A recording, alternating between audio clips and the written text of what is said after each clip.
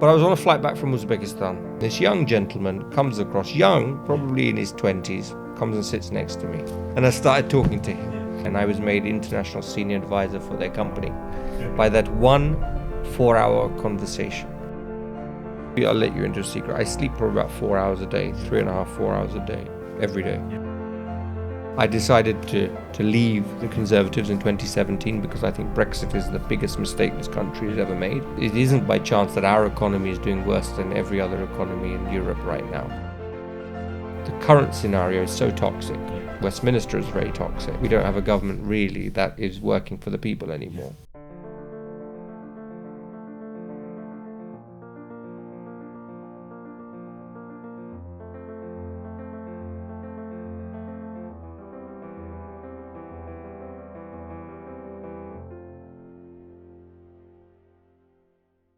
Hello everybody and welcome to another episode of the Brick by Brick podcast. Today we've got an absolute treat of a guest for you. Somebody who's known for speaking to big congregations, somebody who's known for knowing a lot of people, and he's also a big public figure among many other things. And that is Professor Devani. How you doing, Kishan? You okay? Pleasure to be here. Good. How was the drive up here? It was long, an hour and a half, but I'm used to it now. London traffic, you can't complain. You get used to it once you're around here and doing it a few more times. Exactly. Yeah, you're actually one of our first guests out of the construction industry. We started the podcast based around construction individuals, but we always wanted to go into anybody and everybody who's got an amazing story and can provide real good value. So I think this is going to be a good one today. Yeah, well, I think I look forward to it, and it's great to be on podcasts. I think podcasts is a way forward. So it's 100% agree. So with all of our guests, we like to delve into their kind of the background, the story. So were you born here, or was it something you arrived as an immigrant, or? So I was born here in 1985. Contrary to what maybe people might think how I look, I do look a lot older, partly because of politics has made me like this. But I was born here in 1985. My parents were Ugandan refugees. They came here in this back end of the 60s, early 70s. And we had to start at scratch. We had nothing when we came here. My maternal family were pretty well-to-do in Africa, but everything was sort of left there, etc. And so we arrived here with nothing. I was born here in a town called Harlow, which is in Essex. Many of you may know about it. We were one of 10 families that were Asian. Not a big community. Yeah, not at all. And I was brought up in an environment like that. The schools I went to, etc. I was probably, until the age of 16, I was pretty much the only ethnic minority in my school. So it was an amazing journey because it taught me a lot of things. I wasn't born to privilege at all. I went to a normal comprehensive school, etc. And this is one thing that I always say when I lecture at universities or talk to young people, etc., about that actually you can achieve anything in the world. The only person that's stopping you from being successful is yourself. Situations, families, etc. They of course play a part, but it's not the only thing in life that does. Your passion, your drive, your commitment can also allow you to achieve. And so, I would like to think that I'm testament to that, and I can provide as be a sort of an inspiration to many young people. And so I'm told, but I hope that people can learn from that story. Yeah, no, I 100% agree. So I wanted to ask you, when you were young, many people have aspirations from young that I want to be this, I want to be that. I wanted to be a footballer and a chef, but none of them worked out. But what did you want to be when you were sort of a young child? So you still play football, don't you? I still play football. Yeah, exactly. So it can't be that bad.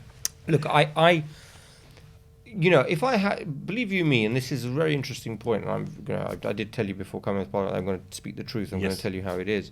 If I had the same career advice that I can give young people now, I may have been even more excelled within the political field, or I could have done other things in my life. But the career advice for when I was around at school and university was pretty weak. It wasn't really there. Nowadays, young people have great access to careers. So did I know what I wanted to know? It was typical. My mother wanted me to be a doctor when I was younger. It was always, you've got to be a doctor. Then I decided to take law. So they're like, okay, not so bad, go and become a lawyer. Then when I decided I don't want to be a lawyer, Mom and Dad, they were like, How really? Did that go down? Well, it wasn't a thing. And my dynamics, and I should have said this in the last question that you asked, but my dynamics were slightly different. My mother and father were divorced when I was very young. So they were divorced when I was about 8 years old. And so, again, it's another thing that I was saying, that situations may not be, they may not be correct at the time, but if you have the right attitude, you can get through them. And so, that played a part in my life. And so I didn't, it wasn't so much that I didn't quite enjoy my time growing up. I did. I loved Harvard. It was great to be there, but it provided me a different experience, which I think that younger people nowadays are not accustomed to. They want their own little mold. They don't want to try anything new. Be comfortable. Exactly. And I think that we've got to get out of that. To be honest with you, I think that if you really want to progress in life, you've got to go into your zones that you're not comfortable in. I want to ask you, if you don't mind me touching on, you mentioned your mother and father had divorced. How do you think, looking back now, that kind of shaped you for the better? 100%. I think actually, now I come about it. My mother has her own partner. My father is remarried, etc. I have now people in my life that I wouldn't have had this not happened. And it's been an amazing, diverse journey. I think having them being friendly to one another has always been a good thing. To be honest with you, it's quite healthy, because I always say to people, it's far better when parents split up than it is when they stay together and the children see the arguments, etc. So in hindsight, it made me a much more stronger person. It made me more determined, more drive, more zeal. My mother obviously played a big part in our lives. My mother was the force behind what I've achieved. And I always say to everyone, it was my mother, and now for the last 11 years, it's been my wife. So I've had this great concoction of two strong women in my life that have allowed me to progress. And that's another thing I do believe in. I think that behind any successful man or woman is one of their partners. 100%. It's a very important thing. And I definitely do want to touch on your work-life balance later on. But something just so in your early years, and I was having a look at how you grew up, and we talked about education, and I noticed you went to 4 different universities. I have an interesting story. So I started my university career off at Queen Mary University. And I got, after my first year, let's say I wasn't so studious and I didn't do very well my first year. I passed everything apart from one module. Then I had to resit it.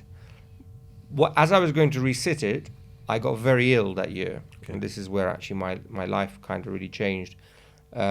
I had various spiritual experiences, etc., in my life, but I got very ill. I got something called meningoencephalitis, which is a form of meningitis. It's life-threatening. 1 in 250,000 people in the world get this. In the country get this. So extremely rare. And most of the time, doctors don't know really what causes it. There are millions of things. There are hundreds of thousands of things, viruses, etc., that can cause it. And I had this, I basically went unconscious. I went into a semi-coma. I was for 3-4 weeks pretty much outside of a state of consciousness. And I survived it. But because of that, I couldn't sit that exam. And then what happened was, it was either redo a whole year or look to go elsewhere and see whether I could... I could get a transfer somewhere. So I did. The only university at that point in time was London Metropolitan University, which I happen to be now a lecturer in. So the world works in mysterious ways. So I completed my law degree there, but not with the ambition to become a lawyer. Yes, I never wanted to do that. I decided to go into teaching, and then I went and did a postgrad at Roehampton to become a teacher. Did that in religious studies, and then I did a postgrad diploma at Warwick University thereafter. So for someone who couldn't pass their first year, I went to 3 or 4 different universities, and now I'm a professor. So it just shows you that really, if the determination is there, number one, if your zeal is there, your passion is there, and you do it for the right intentions, anything is achievable. I think intentions are really important. Why you're doing something, and it's not what you're showing somebody, but it's from inside. 100%. And if you're doing it with full commitment, if you really pour in your passion, you'll achieve. As I said, there's only one thing that's stopping you from being successful, and it's yourself. I try and live by that. That's it's good to hear. So I wanted to know now talk about, you went from your postgraduate at Roehampton, and you got your first job at the Summerham School. So I was very lucky. I had a lot of connections within my own personal faith. I follow the Swaminarayan sect of Hinduism, and I'm very well connected with the Neasden Temple and BAPS. And when I qualified, one of the first things I sort of was speaking to some of the priests, the swamis there, and they said to me, "Well, Kishan, you've got a degree in religious studies. It's a really good thing to get it in." I mean, it's one of them. To be honest with you, they were the ones that sort of informed my decision on that as well. They spoke to me about it. They said, actually, there's a real opportunity here that if you study in this area, you could come of good use to various parts of the organization, etc. So I decided to study that, and of course, lo and behold, there was a vacancy in the school at that very moment for basically a head of RE.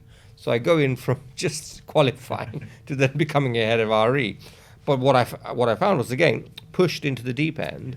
I did a really amazing job. I stayed there for 5 years, and I got, if I tell you, you'll not believe it, 95% A grades for all my students in GCSE Hinduism. I redid the entire curriculum to put in world religions because I felt that was a big part of it. Yes, it was done at the school at the time, it wasn't done as well as I thought it could have been done. And so I introduced all world religions, from Christianity to Islam to Judaism to Buddhism to Sikhism, all being taught in the school because I felt it was vital. Having come from a state school into this sector, and I thought actually the kids shouldn't just be learning about Hinduism. They need to learn about a wide array of religions. Open up their eyes to Very much so, and actually because they got that, they were getting that fed through the mandir as well, so they didn't really all need to know everything. But of course, we had one thing very unique in the school, is that we gave Hinduism GCSEs. So as other schools would give GCSEs in Islam or Christianity or Judaism, etc., this was Hinduism, and it was quite amazing, and we got some phenomenal results. And then I also became an examiner for the very same paper that I was getting the kids to sit. Obviously, I couldn't I couldn't mark my own pupils, but I was marking pupils from all over the country. And I became quite, I shouldn't say this myself, but I became quite authoritative in this area. People started to know me about this because I used to go and deliver lectures on it. I used to work with Mr. J. Lakhani, who used to be the Eton Hinduism tutor, who everyone knows. I actually did my GCSE with him. Yeah, amazing man, absolutely amazing man. Yeah. And his daughter Sita, also a great girl, a great lady. And he was a pioneer in the area, and I learned a lot from him as well. But yeah, it was an amazing journey, and I stayed there for 5 years, and I miss it every day of my life. It was an amazing experience, and it stepped me up for public life, actually, because teaching is one of those professions that gives you the skills to do a lot of public speaking, like being a lawyer, a barrister in particular. So yeah, it was an amazing experience. Yeah. So it seems like education's been an important part of your life. And if you were to give any advice to anybody thinking, because I know when I was growing up, you really contemplate, should I study, should I go to work? How important for you is education, and what would you tell the people out there? So it's fascinating. Look, education for me is the most important thing in the world, probably after healthcare. Yeah. Okay? Because you need to stay alive, right? And food, and probably maybe agriculture is also up there. But education for me is very important. Not that everyone must be educated. When I say everyone must get a university degree, that's not what I'm saying. Please don't think that at all. If you want to be a plumber, go and become a very good plumber. You've got courses on apprenticeships. I'm big supporter of the apprenticeship scheme. I think it's fantastic. I think it provides for a great mechanism for young people to go into develop their skills and go into a profession that they'll do well in or they enjoy. But I do feel education of some sort is important. And actually, not everyone is meant to be a doctor. Not everyone is meant to be a lawyer or an accountant, etc. And I think that we must identify, and this is why I think, going back to what I said before about real career advice at schools. Schools actually are the best place people to see whether which pupil is good at what. So if a pupil is very good at maths, do they go and study maths at university? If a pupil's very good at science, why is he studying English at university? Because he's maybe got the wrong advice, right? Similarly, for my own life, if I had the right advice at the time, maybe, I wouldn't have so much focused on trying to, becoming a doctor, et cetera, and would have just focused on where my skills were and maybe studied politics at university. I don't know. But it's that, again, we're in such a better position now for our young people and for our kids in the future that we come from a position of sort of knowledge in a way to say, well, look, son, look, daughter, this is ways you can approach your own career, and I think that for me is very important. However, education for me liberates, right? The more you are educated, or the more you have knowledge of something, whether that be knowledge of gas and electric or knowledge of construction, to knowledge of quantum physics as a professor, right? That knowledge is priceless. What a professor of quantum physics can do, a gas man can't do, and what a gas man can do, a professor of quantum physics. They say knowledge is power, isn't it? And 100%, and actually both as equal as each other, I believe. Yes. So Oh, that's good. You mentioned something about a professor, and I know you have the title. We said at the beginning, professor. Yeah. How did you talk to us about that? How did you get that? So title? I was pretty blessed. As I said, I found it difficult to pass my first year, and now I'm being honoured as professors across the globe. So I have 2 honorary professorships, both from Uzbekistan, the country of Uzbekistan, a country that I really find quite dear to me. I visit regularly. A lovely country in Central Asia. Yep. It's where actually, the more I did research about it, it's where my forefathers come from. Ah, I see. Okay. So I'm from the Lohana community that is now residing in Gujarat. Yep. But we come from Lord Rama. Yep. Lord Rama's son is Love, Yep. and his children became Lavanas. Kush's family went to the east of India. Love's family went to the west of India, and they settled in the Uzbek-Afghan border. Okay. For many, many centuries, and they were warriors, because obviously Ramchandra Bhagwan was a warrior, and they all settled in that region. We were carried on practicing being warriors, etc. But then, as time went on, we migrated south through Afghanistan and into Pakistan, modern day Pakistan, which was at the time was all Hindustan, and we settled in a place called Lahore. And which was then called Lahore-Gad. Yep. And the kings of Lahore-Gad were known as Loharanas. Okay. Yeah, now you can see where the name is coming from. Is, And so we are from that lineage, and Loharanas became Lohanas over time as we came into Gujarat. We settled in Gujarat. Some settled in Sindh, which is modern day Pakistan, and some settled in Kutch, your ancestral home. And they became Kutchi Lohanas. They were Sindhi Lohanas, and they were Lohanas from the main state of Gujarat. And we adopted, because there was no fighting to be done in Gujarat, we became business people. Okay. So we're actually Kshatriyas. Yes. Funnily enough, if you're looking at the whole system. So it's fascinating actually. But it was so I went to Uzbekistan, visited there, felt a deep connection to the place. I went to visit some really historic places, 3,000 years old, 2,000 years old, Samarkand, Bukhara, beautiful places where people so it's a contentious name in the Indian community, but Babur, the Mughal emperor, his name is Babur, or Bobur in Uzbeki. He is from Uzbekistan, and you can see where he's from, his region, his palaces, etc. He was one of the greatest warriors of the time, and he was the one that obviously came to India and became a Mughal. And his children are now all these Aurangzeb, etc. Shah Jahan, all these people are all related to him. So it's fascinating. So when I went there, they really loved me because I helped out at the university. I helped the students. I helped the teachers, train the teachers. I did a lot of work help the Ministry of Education there. Did a lot of sort of collaborations between universities in the UK and in Uzbekistan. And so in that honour, they decided to do that, and I go back every year now and do a visiting lecture, and it's a great honour to be able to do that. And where did that opportunity to get into Uzbekistan? That's what always happens to me, Barak. It's just it's a matter of, I don't know, it's just sometimes it's luck, but also you put yourself in that position. So I always say to people, and again, I'm talking about this because I think young people can really benefit from this, is you make your own luck. Don't think luck's going to turn up at your own table. I end up networking 24 hours a day, and your father will be testimony to this, because I call him odd hours of the night.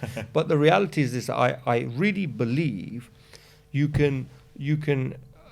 make your own luck, you make your own fate. Okay, so some things are destined, of course, but it doesn't mean you cannot affect them. So I did this from the age of 18. I network at every opportunity. I'm at every event that I'm invited to. I'm at everything that I can get to. physically if I'm not double booked, etc. Yeah. And that allows me to meet people. Yeah. And so in the same way, I then met people from the embassy of Uzbekistan, and the conversation just started to rise. And then, lo and behold, it from a conversation, there were meetings and there were all sorts. And then all of a sudden, there was a trip arranged, and then the rest is history now. So you mentioned something about networking, and now this is something that, to be fair, me, my brother, anytime we refresh Instagram or look at our LinkedIn feeds, we see Kishan shaking hands with new people every single day. I wish you are not the only person that says this. I think a lot of people would notice that. So, how important actually is networking? It's a skill that probably is underrated, but it's not an easy skill as well to master. So look, the problem is this. I think believe you me, I think it's probably 90 to 95% of what I do. Yeah. Which is bonkers for a lot of people. That's probably crazy for people, right? But for me, that's what it is. Yeah. And so for me, it's the value of it is beyond recognition. I mean, it's a no-brainer for me. The problem, you're right, 100%, that it's a skill, and it's not a skill that you can just go and do a course and acquire. So it's not like, I'm not saying being a doctor is easy either. It's a very hard skill, but it's something that, if you're inclined that way, you want to study that, you can learn it by theory, okay, and by practice. Yeah. Networking really comes from within. So you can do certain things. You can learn techniques. You can learn body language. You can do all these things, right? But if you're simply not a people's person, if you're simply not enjoying going into a room with 20 people, 50 people there, and talking small talk or talking about things that you're not so much interested in, then actually you're not going to be very good at networking. So even if you do it, and actually if you network badly, if you're not very good at that, you lose. That's your first impression you're making to someone. So if you make the wrong first impression, it's actually negative. You're sometimes better off not doing it. That's why some very clever business people sometimes employ people to have those relationships, because they know that might be one of their weaknesses, or fundamentally they're beyond that. They've earned their money and they don't have time for doing that. So a lot of people are smart. That's a true leader. Yes. A leader really knows where his weaknesses or her weaknesses are, and then delegates and finds the people to do it. That's a smart leader. Yes, definitely. Right? Not one that takes it all upon him or Himself herself to do everything. it. So it's very important. So I want, I know for sure you've got thousands and thousands of stories, but tell us, and I want the audience and the viewers to know that, give us a success story or maybe a butterfly effect just through networking, so people understand actually the power of networking and why it's important. So I'll give you an example. I was on a flight back from Uzbekistan on a Turkish Airlines flight. I won't give the name of the company or anything like that, or even which sector it's in, because it will be a giveaway at the time. People can easily Google me.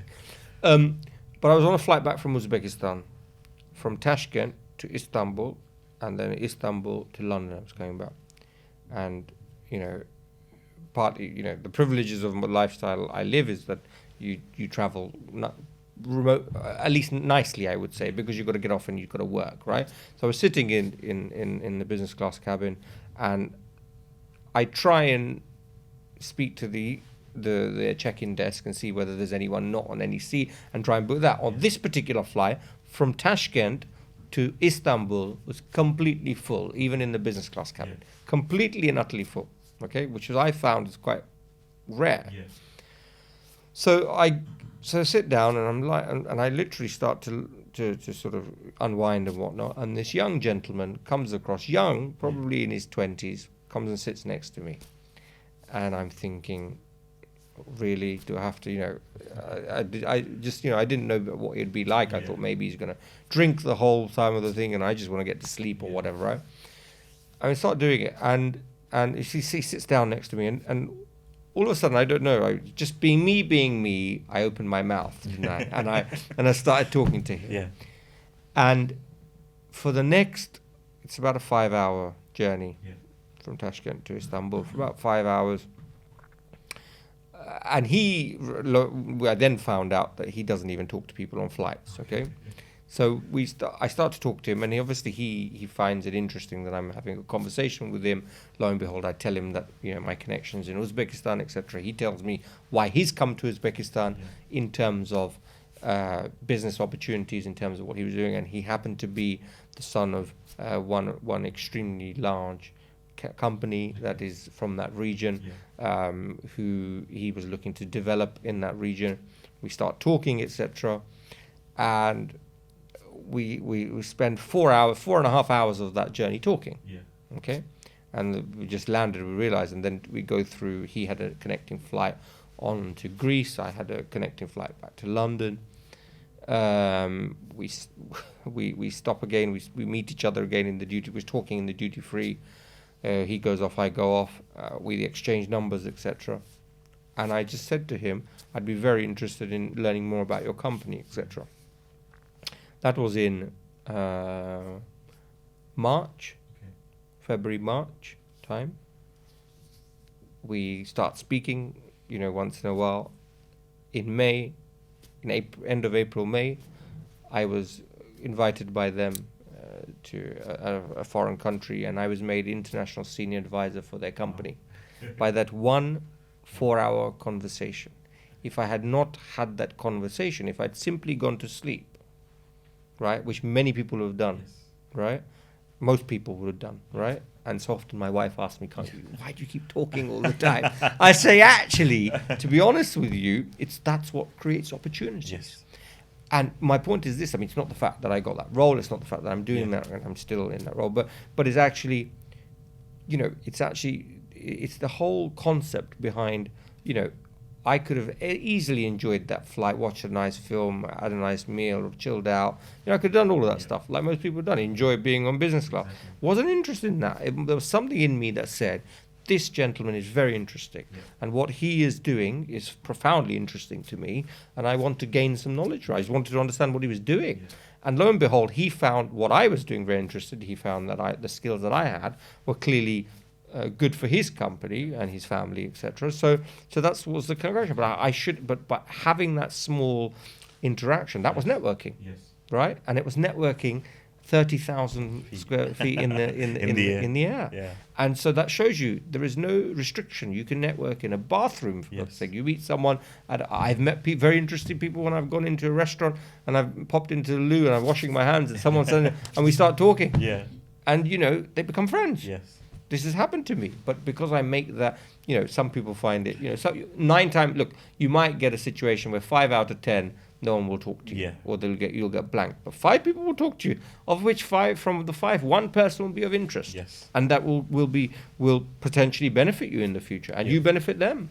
So there's no, I cannot stress enough how important networking is, and how important human interaction is. And I think COVID taught us all this. Yes, definitely. There was only so much that we could do remotely or on Zoom, etc. And if you did try and go down that route of living, then mental health problems happen, etc., etc. So networking also helps in that. Yes. Even if you're not very good or comfortable in the scenario, just go put yourself out there. You it's good to meet people generally. It just helps you. Yeah. So I wanted to touch on. To be fair, I looked at it, and University of Stanford did a research sort of paper, and they say general conversations on average only last for 3.5 minutes. You had a conversation for 4.5 hours with somebody you didn't even know. Yes. So if we were letting people know how do you help conversations flow, or what can you do to help a conversation? Because you can have small talk, but it tends to sort of dead out if you've got nothing in common. Yeah. And that's the thing. This is why I say it's a little bit natural. Sometimes it comes naturally. Okay. Yeah, a little bit of that.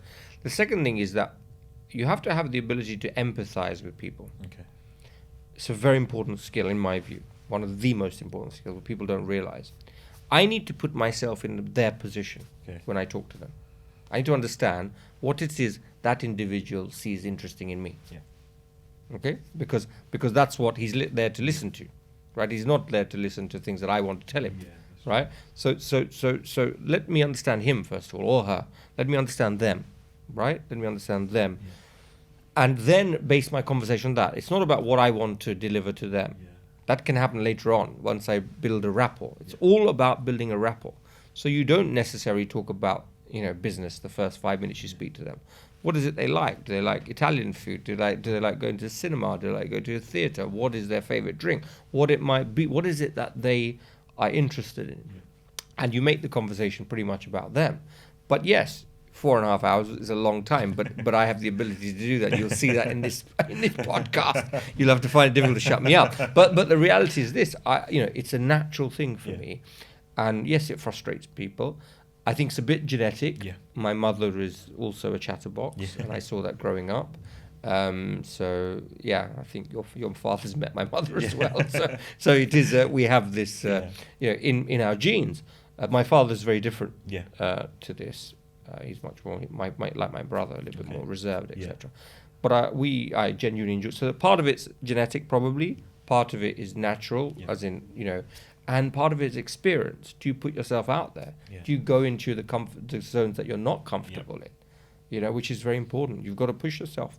And younger people nowadays don't like doing that. They like to stick to their own friend set. They like to stick to their 5 mates, their 10 mates, or whatever. And unfortunately, that's their limitations then.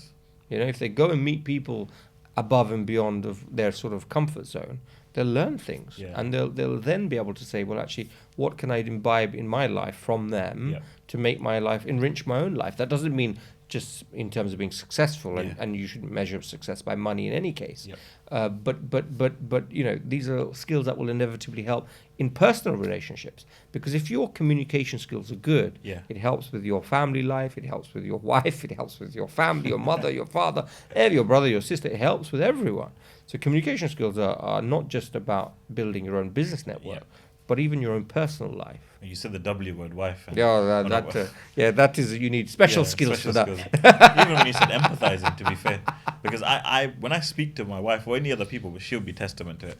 I project my views on them, and they should follow those views, and the empathy goes out the window. To be fair, 100%. And she's always like, with you, it's in one ear out the other. But when you want to speak, you want everyone to listen to you, and block that ear, and it should stay in their heads. And I think empathy. It's very. And I'm glad you picked that up from me. Empathy for me is the key. So it's very hard, especially when you're emotionally attached to someone, and then you try and empathize. It becomes even harder. However, if you just step back for a moment and say, well, what should do? Put yourself in that shoe, because that shoe is clearly different. Like you see a 6 and you see a 9. Depends where you're standing. For you, it's the 6. For me, it's a 9. Right. But you're right, and I'm right also. Right. So I shouldn't devalue what you're looking at. And vice versa. So when you do that, you build up a mutual respect with one another. And then you can find common ground. And then when you find common ground, you can even sometimes agree to disagree, but you can also politely disagree. And there's no problem because you agree on the fundamentals. And that's it. And quite frankly, it's not about changing someone else's view, because we're all individuals. It's about very much so. And actually, you can learn from their opinions and their views. I learn from everyone. And I was once told by a very elderly man, he said to me, the day you stop learning is the day you're not living. And I think that sums it up. If we believe that we know everything, then we're the most ignorant people. Right? We're constantly learning. Every day of our life, we're learning. And I think that's the real skill of human life. I think if we can master that and accept that I can learn from someone half my age, a quarter of my age, double my age, someone wealthier than me, someone poorer than me, someone who has less than me, someone who's more than me, it's irrelevant. It's not about status. No, someone more educated than me, someone less educated than me. It doesn't matter, because I can learn from them. There are skills that I learn from people who are in your trade. Vice versa. Well, I meet your father, I learn from him all the time. It's the truth. His humility, his ability to a genuineness, a real genuine human being. I learn from that, right? He doesn't need to have an education. He doesn't have to be a professor for me to learn from him. And I think this is the humility that one needs to try and imbibe in our life. And I think faith has a part to play in it, for sure. For me personally, because you're probably going to ask how one does that now, but for me, it's primarily my faith. It humbles me. It brings me down to my core, to realize, from the background I am from, that, and yourself, we believe everything to be temporary. And so that puts a real picture on our own lives and say, really, am I really this? Have I really achieved this? In the grander scheme of things, whether you were Alexander the Great, or the pharaohs of Egypt, or Nelson Mandela, or Gandhiji, everyone's had to leave this world, right? So the reality is that why go around with this ego? No need for it. And when you try and become less egoless, when you become egoless or try go walk that path, people will respond to you. Yeah. People like that. Yeah, People like humility. Yeah, humility is a big quality. Very much so. And even in this corporate world where people like to be, it's a doggy world, etc., right? But actually, even there, people respect the fact that you are humble. Yeah. So it's been part of my very much. I'm working on my empathy. No, we will. And we all are. Sure, we all are. None of us have mastered it, right? We all are, and I think that we've all got to learn from one another. Yeah. But in terms of that 4.5-hour conversation, for example, say it happens because I was seriously trying to understand the situation, and particularly in that conversation, the situation of that company, and because I showed that interest. Yeah. That was what triggered the whole idea of me getting involved with them, for example, say, and it's been mutually beneficial, and so but that was from a genuineness, and again having a genuineness in a conversation. So not simply asking you, how was your day, for the sake of it. I genuinely want to know how your family are. Tell me about them. I genuinely want to know how your business is doing. Tell me about it. And that 10 minutes you spend with that person, in 10 years' time will come handy for you somehow. You may not even realize it, but there'll be something that will come from that, and you'll think, wow. And so it's a genuineness that really helps. No, it's some really good tips and points to kind of understand and to kind of get our head around why networking is really important. For sure. So I wanted to move a little bit now, going further down politics. Yes. And I'm sure this is a juicy topic, but let's start at the beginning. So where did you get into it? How did you get into it? So I got now probably about best part of a decade ago, and I got involved in politics, and just through local politics. One of my mum's and my father's very dear friend, I call uncle, but not my uncle at all. But you know how it is. Everybody's uncle. Exactly. And auntie, but they're very good friends. They came from Africa together. They stayed together on top of a wimpy in Kilburn. Okay. There was an old wimpy in Kilburn. Maybe your father remembers this, right? And they lived on top of this wimpy, and they lived together in a 1-2 bedroom flat. And that gentleman then became Lord Poppet of Harrow in 2010, who many of us know in our community. And I just reached out to him back in the time when he went into the Lords, and I said, I'm interested in politics, but not so much really interested. I just thought this was quite. I mean, I like public speaking. I was in teaching. I was delivering lectures at universities, etc., to Hindu societies, etc., at universities. And I said, I want to, how do I get involved? And he sort of guided me a little bit. He said, get involved in your local party in Harrow, etc., but join the Conservative Party. Okay. Not really knowing truly in that time what really meant to be a Conservative, or the real rationale behind it. And I joined because of that sort of family allegiance or whatever to join. Don't get me wrong, I had a great time, did very well, and the Conservatives stood for local council, stood for the Greater London Assembly, stood for Parliament, all within 5 years of just joining the party. And then I held, some high offices. I became deputy chairman of the Conservative Party in the whole of London. So all 73 constituencies, 32 boroughs fell under me. Looked after the membership and the finance of the Conservative Party in London. And that happened. I was rising up the ranks very quickly, probably too quickly actually, in the Conservative Party. And then bang, Brexit hit. Okay. And my fear was obviously the real right wing of the Conservative Party was coming up again, and I couldn't handle that. And for the fear of not wanting to get too political on this podcast, I decided to leave the Conservatives in 2017 because I think Brexit is the biggest mistake this country has ever made, and we're seeing the fruits of it now. All you have to go to the supermarket and see you don't have apples, you don't have strawberries, you don't have anything in the supermarkets nowadays. That isn't by chance. It isn't by chance that our economy is doing worse than every other economy in Europe right now. It isn't by chance that's happening. It's not COVID that's doing it, believe you me. Those things have. It is Brexit that's doing it, and they don't want to talk about it because they've fooled everyone with this 350 million on the bus. So I knew this was happening. I also realised that the Conservative Party of David Cameron was a very different Conservative Party. It was a Conservative Party that many of us could vote for. Because it was trying to go to the centre ground. Right, and I'm very naturally in the centre.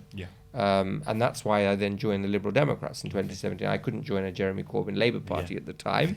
And so I decided to join the Liberal Democrats at the time in 2017. I sat on the national board of the Liberal Democrats. And now I have various hats for them. I'm vice president of the Green Liberal Democrats, vice president of their campaign for race equality. I also sit on the London Liberal Democrat board as well for the whole of London Liberal Democrats.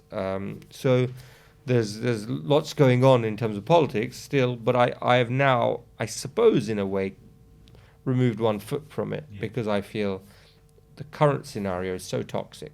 Westminster is very toxic.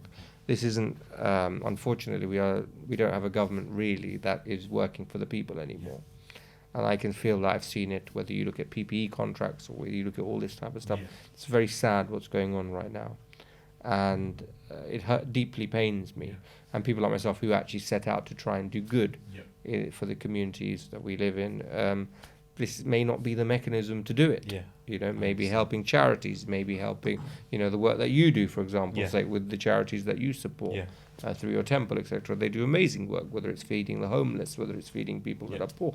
These are good work. That's a lot more better work than some MPs do sitting in Westminster. Right. So I think that is a bit of introspection for me. That actually, keeping one foot in. I still support the Liberal Democrats. I still help them. I still do a lot of work with them, etc. But fundamentally for me, it's about doing good. And you can use any vehicle to do that, whether that's helping, going to your little local charity shop on your high street, going volunteering, that's great, going to your local church, volunteering there, going to your local mosque, going helping there, going to your local temple, going helping there. So actually, there's various things, or just going for a shop for an elderly neighbour. That is just as good, right? We so often forget these little things. And that is probably more good that's happening in Westminster right now. So for me, there's a bit of introspection, a bit of road to Damascus. I had a bit of that type of feeling that, politics is great, but if you're not a vehicle for change, then is it really worth the time, right? And because you could do a hell of a lot of work, be a philanthropist, go and donate money, go and do, lots of things that you could do. And so I'm very much still involved, but I had to leave the Conservatives. And I often say to people, I didn't leave the Conservatives left me.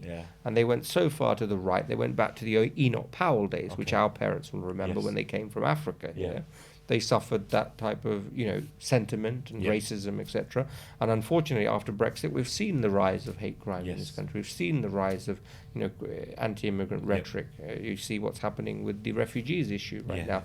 If my parents had to come under this government right now, God forbid how they would have been treated.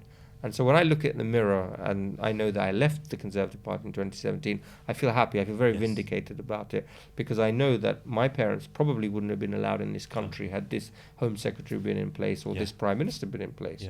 It's all well and good being from the Indian community, but if your policies are completely anti-immigrant, they're completely anti-promoting what we should believe in as immigrant communities, then that beggars belief of what is that, what is it they really are setting out, and what they're setting out to achieve.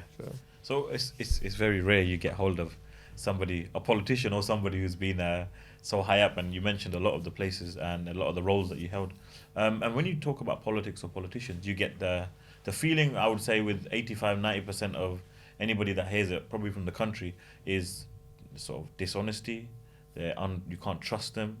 Evil maybe is a strong word, but are there genuine people in politics? Well, it's very sad that we even have to have this discussion, and I think over the last 3 years in particular, since 2019, since the Johnson government and now the Sunak government, there has been so many scandals in this government where people are unfortunately throwing these words around now. And I can still tell you, I would say, a strong majority of people that go into politics do it for the right reasons.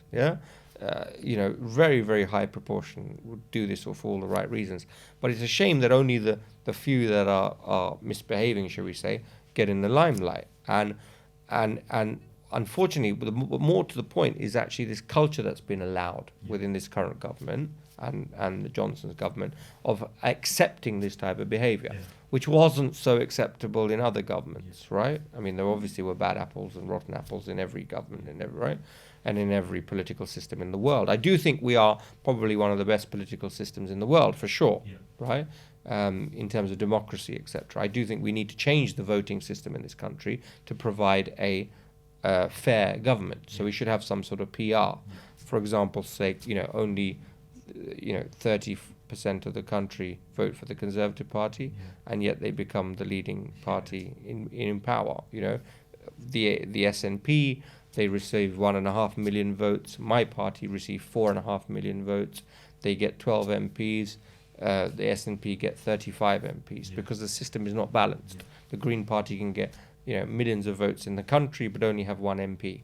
Right? That is surely not fair in a system like this. Right? So in Britain 2023. So what we do need, and I do hope a new government will have this discussion. I do hope if we have a Labour Party in power that Sir Keir Starmer does have this discussion, because any conversation with us as a party will probably feature that some sort of fair electoral system to change the face of this country, and probably not ever have a Conservative majority in this country. But yeah. So also within politics, I wanted to ask, you have to make a lot of decisions which may not what's the word I'm looking for? You could upset a lot of people. So I wanted to ask, and you're probably heavily involved in a lot of the campaigns and a lot of the seats and roles that you held. Does it really affect you when you go back home about thinking about what we did, the decisions we made? Has it affected? Did I do the right thing or the wrong thing? I think, look, manifestos usually are made nationally by a national party board or national party members, etc. So you have a collective responsibility on that from party members and etc. And it goes through a lot of scrutiny. It goes through drafting, redrafting. Manifestos are agreed, etc. And manifestos are usually positive documents. Unless you want to send people back on their boats. I mean, that's something totally not positive at all. But on the whole, they are. And so when things don't go right, and you don't you renegade on your manifesto pledges, of course it hurts. It should hurt from any politician. In fact, that's why they go about lobbying the government to try and stop that from happening, often fighting their own MPs or their own parliamentarians. And so it hurts, of course it does. The degree of that depends on the person's conscience, right? So I can only comment for myself. And of course, if you promise someone you don't deliver, like I would promise my family and I don't deliver, that obviously makes you feel that you've let someone down. You feel upset. But I think that that could be questionable for other people in the public sphere right now, and only they can answer to that. But yeah, of course, as human beings, if you let someone down, if that's the way you should feel. In a way, you should feel that you've let someone down. So that for me is right, and especially when you promise someone something. If you can't, you'd rather not promise if you can't deliver. Just be, most people, and in fact, every electorate that I've ever met just want you to be real with them. They just want you to tell the truth. They just want to hear. What is the reality of this? If you can't help me, sir, don't worry. If you can't help me, madam, don't worry. But just tell me what the process. How can I make this journey a little bit better for me? And that engaging, again, it's about engaging. It's about communication. If you communicate with people, even if you can't solve their problems, they will acknowledge that communication, and they will say, he spent some time with me. And I think I was gonna actually ask, but you pretty much answered it. Is what would be one of the biggest things the government or even any MP could do to relate back to their community, to relate back to the people they serve? I think a lot of them have lost touch, and that's why they'll be knocked out of the next election. They won't win the next election. Many of these MPs, they sit in Westminster, in that Westminster bubble. Some of them don't even go back to their constituents. If they do, how many doors they're knocking on every week? Completely lost touch, because we have that electoral system by where you're elected with a 20,000 majority and you don't even have to knock on the doors.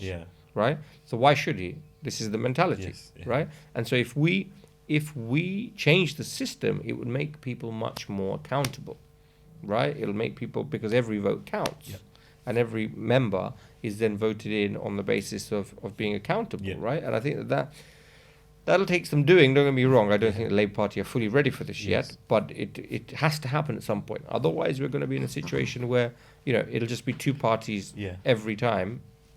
and no one votes for anything else. Exactly. So it's not a sustainable system in the long term. Yeah. Do you think you'll ever get back into it fully? For me, politics? look, I don't think I'd want to go into those green benches and become an MP. No, because primarily I'm a family man. Yeah. And I like spending time with my family. I also like social aspects, I like Yes. friends, etc. So would I want to become? No, but if I'm ever called up to serve for my party, if I'm ever called up in any other capacity, I'd be very happy to serve in that capacity, but just not as an MP on the green benches. Okay. So I make that very clear. If anyone from my party is listening, not the House of Commons, but any other house, I'm always available for. So we talked about the politics, and there's, like I said at the beginning, there's a lot to talk about with yourself. And I wanted to get into another bit. You talked about public speaking, and you lecturer, professor, you've spoken at many universities. But the one thing I want to talk about was TV and live TV. I know you've done I do quite a lot of that. interviews. Now, talk to me about how was the first one? I can't remember the first one. It was such a long time ago now. But I've done ITV. I've done all sorts. I've done most channels. Yeah. And again, people are asking, "Do you feel nervous?" And I say no. Honestly, I'm a very unique breed, and not everyone's like this. But I don't even most of the times I don't prepare. Now, of course, it's okay when I'm not a government minister and I'm not regurgitating figures out, and they're not questioning me on figures. It's a different matter. Okay. But if I'm, of course, then I'd have to be brief on that, and I obviously be very would. But if I'm talking from the heart and I'm talking about particular issues, I'll talk from the heart, right? And I think that's what people like to hear. Yes. The people watching, and I'm sure people watching this podcast are going to enjoy this because I'm talking very frankly. And that's what it's about. It's just, again, leveling with the people, being honest to them. When you do that, you get a great response, not only from the person questioning you, because they see that genuineness, but also from the viewers. And so, was it daunting? No, not so much for me. And do I prepare? That's the other thing people ask me. And I said no, because I like to be spontaneous. Of course I know my brief in as much that I can answer the questions when I'm asked about it. But most of these, we don't really have any of these questions available. So when we go on live TV, for example, the ones you're probably referring to, the ones recently with the Indian TV. Yes. Now on those ones, there were no pre-posed questions. You just go in and you did it. Whatever happens. Yeah, exactly. And yes, it's daunting for some people, and you can see it though. You'll see the people that are on the interview that are not comfortable with that, and their responses. And you'll see ones that are, hopefully like myself, who do pretty decent jobs. So you mentioned about going onto TV interviews, live TV, being unprepared, and especially in India. And India's known for its colours debates, and debates, lively and debates. exactly loud noises and loud shouting across the room from each other. But I wanted to know, so if you're going on really spontaneous and it's not prepared, that means you must have quite an in-depth amount of knowledge just generally about things. So I think what's the phrase? A master of something. I can't remember. Jack of all trades, master of none. Yes. Yeah. And I think there's a bit of that. Yeah. To be honest with you, I again, it goes back to really good leaders, and having had the privilege to meet many billionaires and millionaires in my time, I've seen the really smart ones and the really smart owners of businesses and companies, the ones that realize they can't do everything themselves and they don't want to do everything themselves. They're very good at delegating. So they say to themselves, well, I don't need to be the best at everything I do. Why have I become the owner of this company if I want to be the best CFO? I have the best person. I hire the best CFO. So actually, but if you ask him about various things within his business, he has an overview of everything, right? And so for me, that's the way I look at things. I say, if I know on the surface of most things, I can have a conversation. And actually, that's what helps networking. If I can talk about, current affairs, I can talk about, most people don't even know this, but there's an issue happening in Azerbaijan and in Armenia right now on the particular border that they're disputing. Now I know that, so when I meet someone from the region, I can talk about it, right? So I happen to meet an Armenian businessman, I can talk to him about it. And there's an immediate connection because he's thinking, how do you know about this, right? So, but because I know that, right? So there's a bit of thing, I know about India's playing a test match in Indore in a week's time, right? So someone talks about cricket, I can have a conversation about that. I can, and so, but so I know the basic stuff of it, but I have enough background knowledge to have a real discussion over it, right? And not look superficial. Exactly. We talked about genuineness. Yes, exactly, because you shouldn't look superficial. If you genuinely not interested in how, there was a great story a bit off a tangent, but interesting. When I was giving some career advice to some people, and there was a career advisor, she gave an example at one of the universities that I was doing some work with. She was speaking to students, and she said, one person, you must be careful what you write on your CV, because one person wrote that he likes baking, okay, and the CV was excellent, fantastic CV, and was going to get the job. Yeah, probably better than other people's CV that was on the table. But lo and behold, of the panel, 2 of them were not bakers, but one of the ladies, she was an ardent baker. A real ardent baker. That's what she did every single weekend. And so wasn't even interested in other parts of the CV. She was really interested. This guy says he loves baking. So let's have a really nice conversation when he gets in the room. Yeah. Because that's what you do. No, if you're a cricket fan, if I meet a cricket fan who's a cricket fan and me, I want to talk about So she basically went straight in for the jugular and started talking about baking. And she says to him, so what is it that you like to bake? And he stumbled and he said something, and she goes, but this is how I do mine.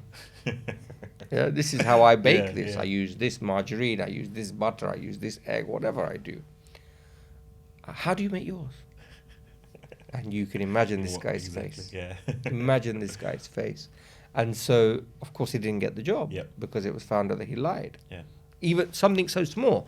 So it shows you that actually, if you really don't have any knowledge, then don't pretend to. Because people can see through it. And the other person may be an expert in that field. You never know. Yes. You never know what they So know. you'd rather not say it, and especially not in a CV. Please don't lie in your CV, whatever you do, because it'll come back in 5 years' time, 10 years' time to haunt you. So don't make the mistake. No, that's fair. So I wanted to ask one more thing. Going on TV, you have to present yourself well. But every time I've seen you, and I've known you for a few months now, there's the suit, the tie. You look good. You smell good. That's kind of you. So how important is that for you? Look, I think first impressions are often the last impression, especially in this world. It's very sad. It is, again, superficial because, people meet you and then they judge you in this world. But it's an unfortunate reality. And you can't change realities overnight. You'd hope that people can look within and look beyond.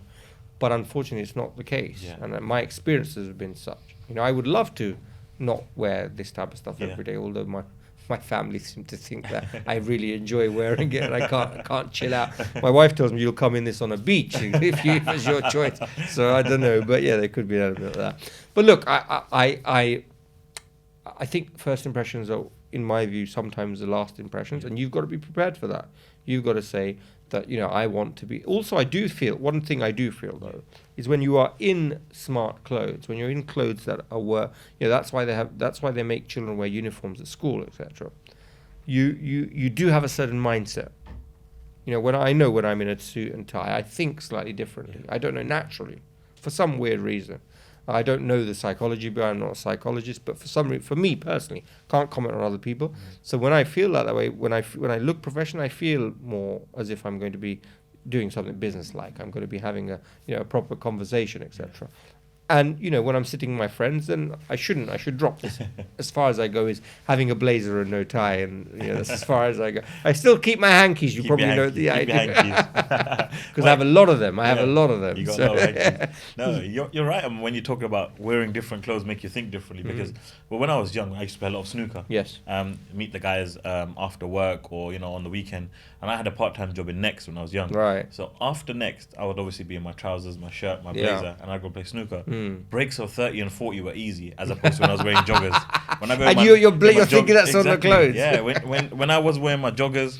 Fascinating, yeah. It's just a mindset, and the guys even used to say, well, why do snooker players dress so smartly? Exactly. Look at them. Could be the reason. Look how smartly they dress. They are. To be fair, only now they're starting to wear t-shirts and stuff. But I didn't even know that. Yeah, you can see how long ago I watched snooker on TV. No, but to be fair, for the majority of the time, they'll be wearing their waistcoats and their shirts and the nice shoes. But surely they still have that aspect. They do. On the large green tables. Sort of big tables, on the big tournaments. Yeah. All like that. It's all proper, Yes, because that's for sure. Same with watching cricket. You go to watch cricket at Lord's, and you go. You've seen it. It's suit and tie, and the members have to wear.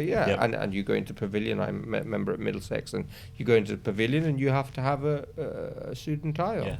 It's cultural also. Yes. But it's also part of our institutions. And, call me a little bit of an oldie or an orthodox person in that respect. I like those institutions. And I like the fact that in Britain we do have this culture still. You go to the US, it's a different culture. Yeah. Completely different culture. They don't like to wear suit and ties, even at business meetings. Yeah.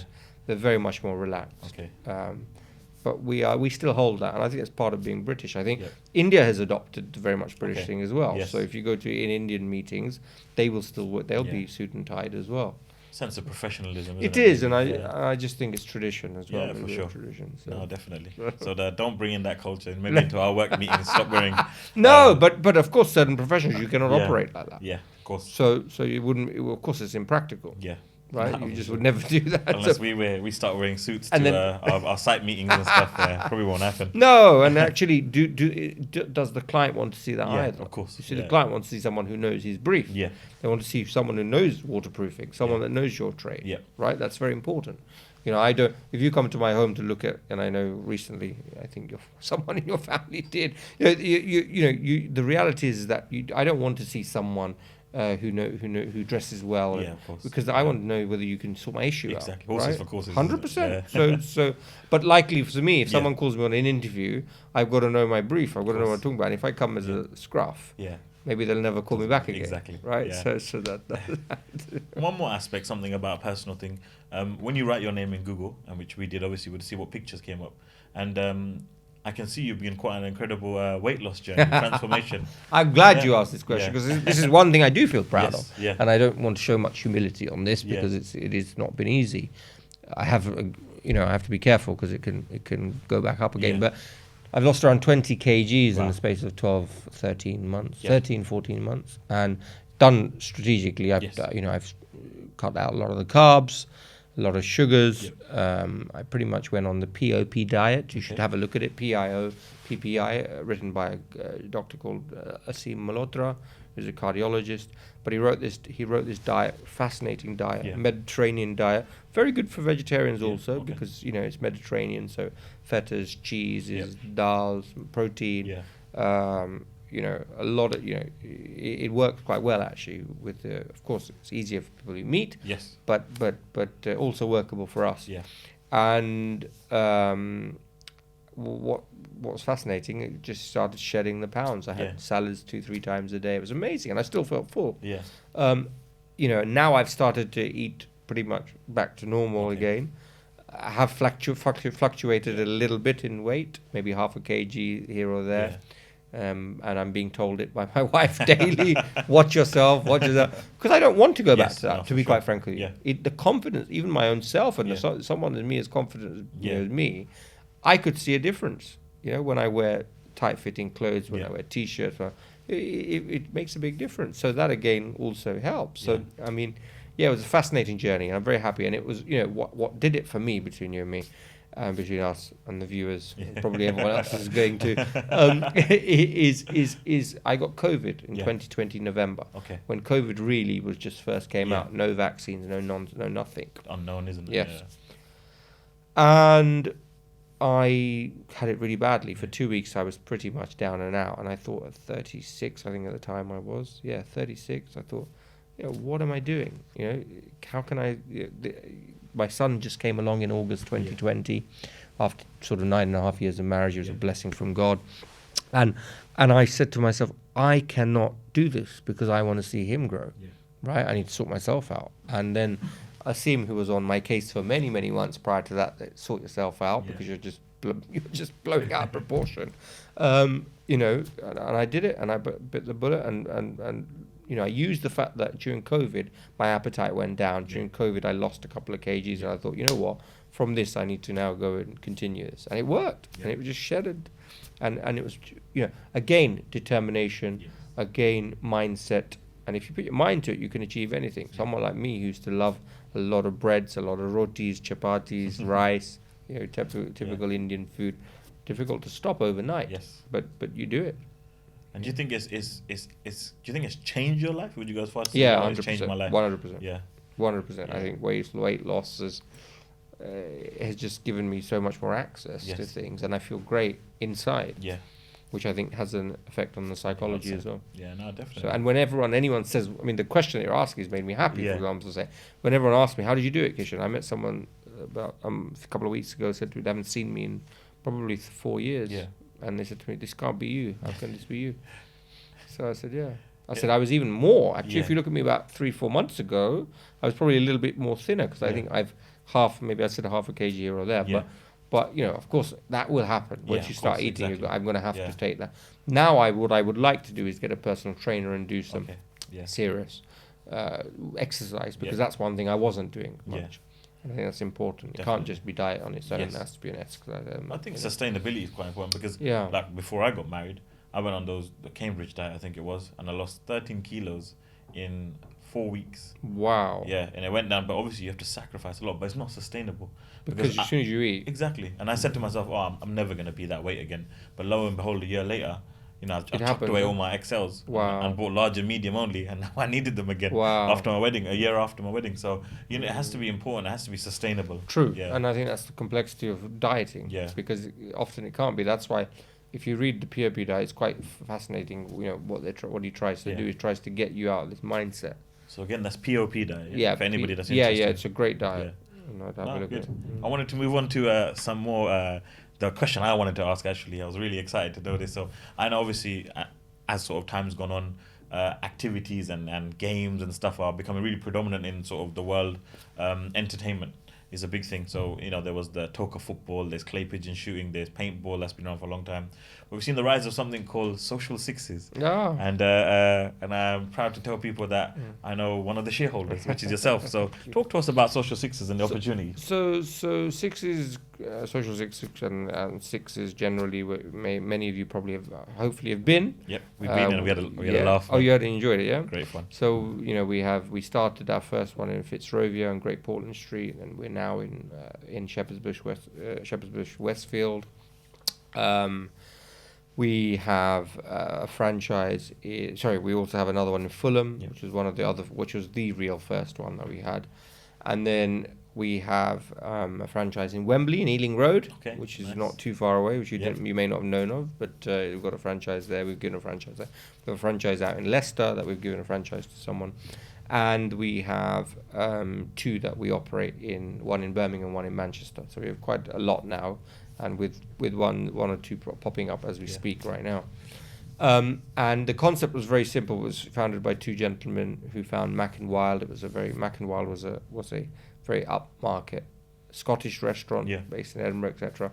They done very well for themselves. They decided to go into social entertainment because that's the way forward. Putt Shack, Top Golf, shouldn't be mentioning their names, of course, but all these companies that do that, and you know, these companies have seriously made big money after they've sold their ideas and their data, etc. And so Sixes started off with that, with 2 people who didn't like cricket, believe you me. So these 2 Scottish gentlemen don't like cricket at all. In fact, they're not like it. They like it now, but they're not passionate about it. They don't really watch it, right? It's a business opportunity. Exactly. Yeah. And then obviously we got Andrew Strauss involved. We had various other big people involved who became shareholders in it. And obviously because of my connection with my dear friend Yuvraj Singh, the cricketer, I got him involved in it, and he also became a shareholder. And so I mean, cricket is one of my passions. So I do a lot of work with Middlesex cricket as well, based at Lords. Yuvi's an old friend of mine for best part of near enough 2 decades now, and you know, we've got a personal friendship relationship. He's like my elder brother. I sit on the board of his charity, advisor to his charity, and advisor to his companies, etc. So I have a very personal relationship with him. We got involved in Sixes, and Sixes now just blown out of proportion. It's getting bigger and bigger and bigger every day we speak. We're starting our first site in Dallas, in America, because we don't know whether you know, but hundreds of millions of dollars is being pumped into cricket in America, because America is hosting one of the T20s or the Champions Trophy coming up in 24, if I'm not mistaken, 24, 25.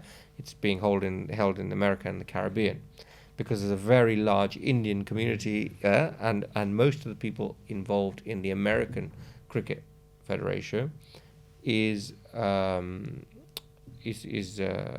they're of Indian origin, mainly in Gujarati, Punjabis, etc. And so there's a huge emphasis on America. So our first flagship store will be in Dallas. It's going to be huge. But I have some other big news which I can announce to you as well. And I did make a tweet or and LinkedIn post on it recently. But really we haven't really gone much on the PR on this. But we're going to be taking Sixes to India. Wow! And it may be called UV Sixes. It may be called Sixes. But the first flagship store will be in Delhi. With then rolling out into Bombay and Chandigarh and maybe Calcutta. So this is not national. This is this is good. So that's the plan. That's the plan. And so this will be big when it goes to India because it'll be the first ever opportunity. Well, first ever social entertainment venue in India. So you can imagine how big that's going to be. And with UV opening it and UV, so you better be there in India. No, 100%. Let us know. We'll be there, but let us know the time and the date. Exactly. Well, the reason I asked that question was because to talk about Yuvraj Singh, you mentioned that actually you obviously manage his companies and you advise him, advise a lot in the charities that he has here. Like we know Yuvraj Singh, we know him, we don't know him, but we know of him to be that amazing left-handed batter who 6 sixes that he hit at that T20 World Cup, and just we would almost if I see him I'd drop everything just to go and have a picture. Just well, to next time he's here you must come. You didn't tell me you like him so much. I would have arranged it. He's a legend. Well, of next time cricket. in Sixes you come down. No, for sure. But how did that come about? So I've known him for a long time. We met through a mutual friend who was Sol Campbell, if you know the football. A mutual friend. An old friend of mine. Nice. And we met through him, I remember. And we just stayed in touch. In fact, we became more friends than obviously with the Indian connection. And also, again, me and Yuvi, for many years we never spoke business. We just were friends. We just chill out and whatnot. And so again, that's what he very much is about that as well. He's a very private individual. He likes. He just had a birth of his son. But Hazel Bubby, she lives here. His wife. She lives in London half the time and half the time in India, etc. And so Britain is now, primarily going to be one of his homes. And so we will be seeing a lot more of each other. So definitely, please, you let me know when we'll arrange something. No, we appreciate that. So but I mean, he is a legend. There's no other. He's got 40-50 million followers on his social media.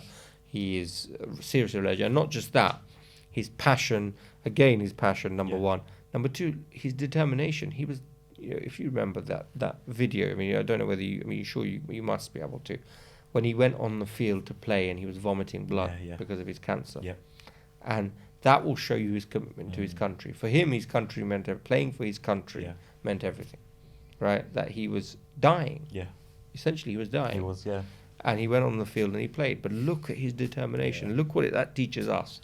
That we've got a flu, we can't go to work. Do you know what I mean? Well, actually, mate. Puts into perspective. Yeah, it does, doesn't it? Because what he believed in was that he was serving his country. And he did. He served them very well against Stuart Broad. He did. Exactly. No, but the reality is that if you look at Yuvi, he was the one.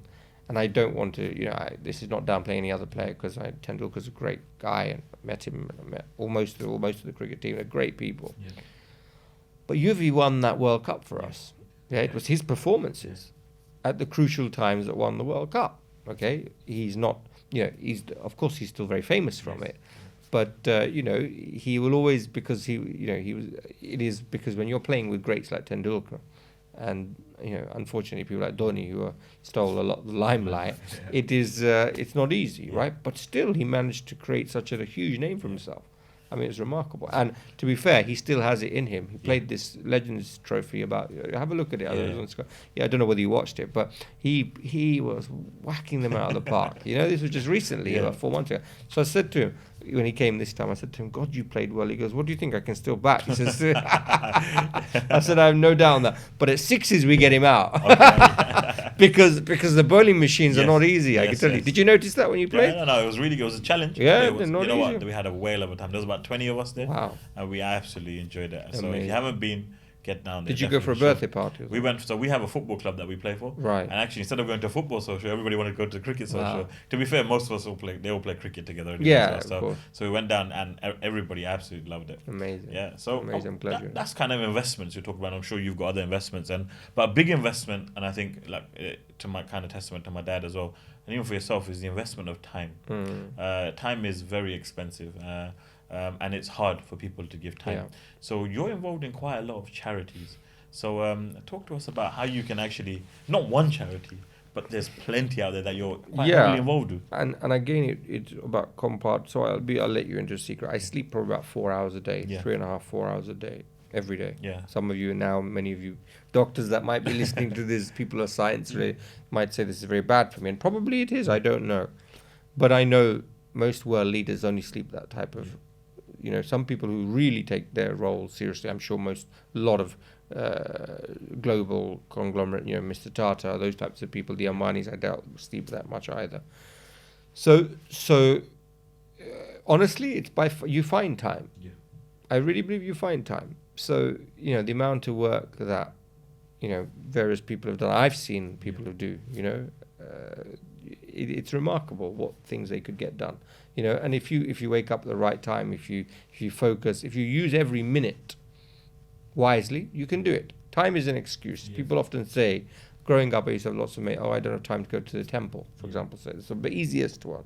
Okay? Don't have time to go to the temple. Well, actually, because you don't prioritize it, it's not a priority in your life.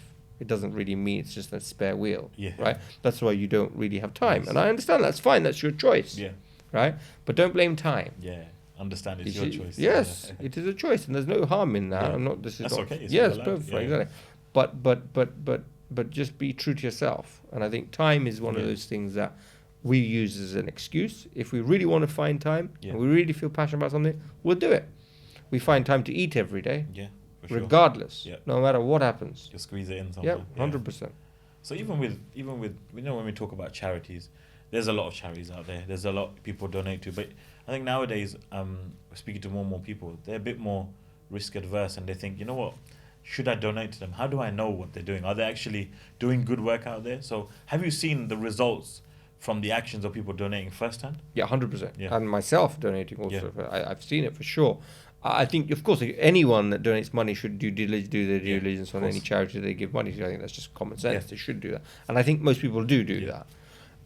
But if you go to some of the big charities in the country, and they're doing some remarkable jobs, whether it's cancer charities or whether it's charities for young people or for women and girls or for whatever they may be, for sport, you get sport charities also. It's amazing. And so you can actually, if you really want to give, you can be so specific. You can find out if there's a specific cause. Like I like to, I want to get involved in meningitis because I had so that's a very niche thing, for example, say. For whatever there's a certain thing that you have a passion for, you go and look for it, and you can give. And of course, in this country, charities have to be very, very transparent, right? So I think that issue is not so much, to worry about, especially in this country where you've got the checks and balances on charities.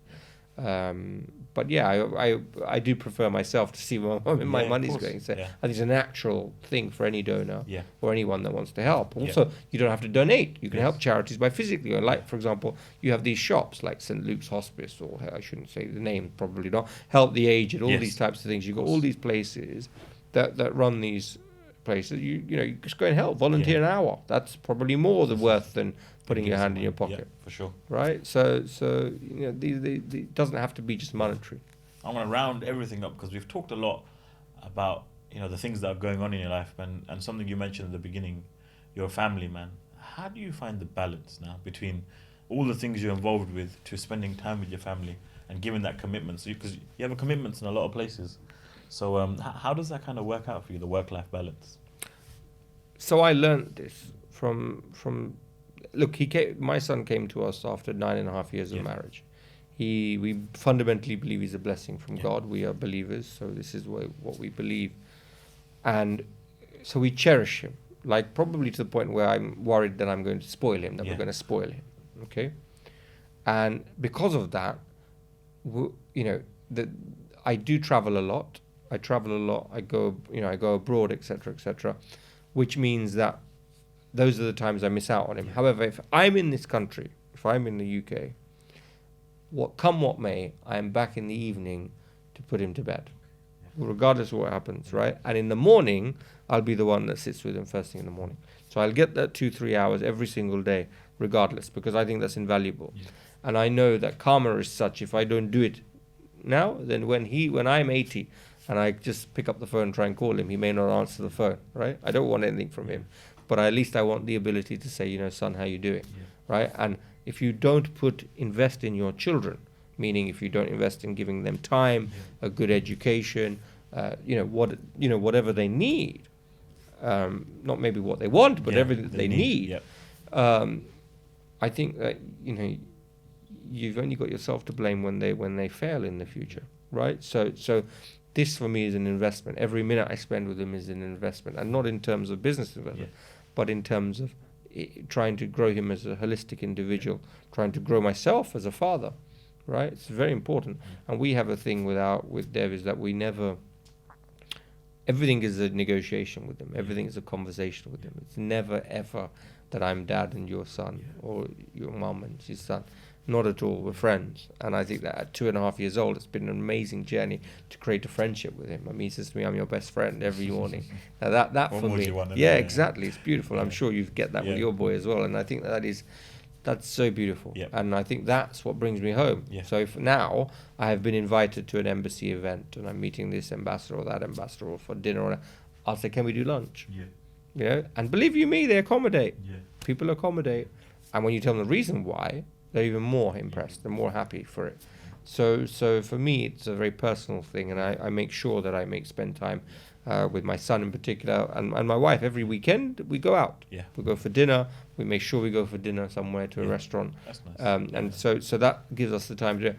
And if I'm at home, we'll have dinner together. Every single time I'm at home, I make a point of it. We have a dinner together. We sit together. We talk to one another. Because if you don't communicate, then there was my guru always used to say, the family that eats together, eats together, plays together, and prays together, stays together. Right? And I believe this.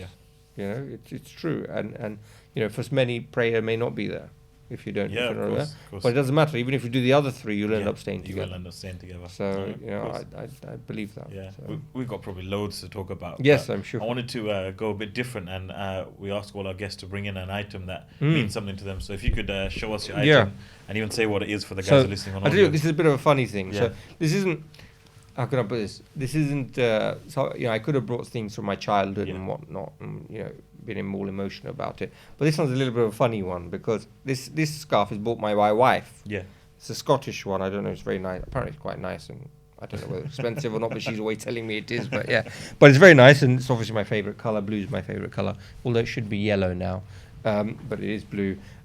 This was given to me by her, and I have a bad knack of losing my scarves. Everywhere I go, this is the one thing I leave behind is my scarf. Okay? And what happened was, she says to me, look, I'm going to give you this, but make sure you don't lose it. All right? And because I've lost so many. And essentially what happened was, I end up now taking this everywhere I go. And this scarf, believe you me, I have left it in 3 different places already. Okay? But every time I leave it, it comes back to me. And only last week she said to me, this scarf is your lucky scarf. And it's true. So since she's bought it, every time I get any good news, I've got this scarf on me. It's fascinating. So it's a very weird story. I mean, I said I could have bought you loads of stuff from my childhood, but really this is a really funny one because... That's nice. So that's nice. And we have another thing on here called the bowl of mystery. So I want you to swirl your hand around in there, pick one post-it note out and answer the question that's on there. Read it out for everybody. Oh God! What is one conspiracy theory you believe in? I couldn't have got the worst question for a politician. Honestly, conspiracy theories often are conspiracy theories. So I take with a pinch of salt every conspiracy theory I hear, because they often probably are conspiracy. I'm trying to think of a funny one that could work. But honestly, I don't know what I find there's crazy ones out Yeah. there, right? Like people didn't go to the moon. I think Yeah. there was one that people didn't go to the moon. That was evident that Yeah. they did. So honestly, when I listen to a conspiracy theory, my mind is pretty much like a lawyer's mind. Yeah. So I rationalize things. So if someone gives me black or white, I always try and look at the Yeah. facts behind it. Yeah, of course. So for me, I don't know whether I say I can believe in any. Am I not answering the question? Am I Well, being very political? We'll give you time. We'll give, Yeah. you can get back to us in. Yeah, we'll exactly. put it out there Let on me the thing. Google it. Have a little bit of a So, think. yeah. And our last question Yes. before we Please. call it a day Yeah. is that it's the Brick by Brick podcast. That's Yeah. what it's called. Bricks are known for being a heavy, strong material to hold a lot of weight and a foundation. So what's that one quality that you stood by in your life that's really taken you far? Wow, that's a really deep question. Yeah. The one quality for me is loyalty. Yeah. I think you got to be loyal in life, and not necessarily loyal to everyone around you either. Loyal to yourself. Be yourself. Be true to yourself. If you cannot be true to yourself, then on what basis can you be true to someone else? If you cannot really tell the truth to yourself and your own inner self, how can I say to others, what am I portraying to others? Yep. It's a fact. It's falsehood. So, loyalty, but not loyalty in terms of your relationship with others, but loyalty to yourself. Are you loyal to yourself? Do you just sell your principles every 5 minutes? That is a big thing for me. So I think loyalty for me would be the one thing that I would say has allowed me to progress. And that is us for today. A big thank you to Professor Kishan Devani for coming down, spending time with us and having a good discussion and a good conversation with us. I know you're a busy man, but to take time out your day and to spend time with us, we really appreciate it. And we definitely have you back on for a part 2 because there's a lot more we can talk about. Thank you. And hopefully you enjoyed it. Thank you. Yeah. It was a great time. Thank you everybody for listening. Take care.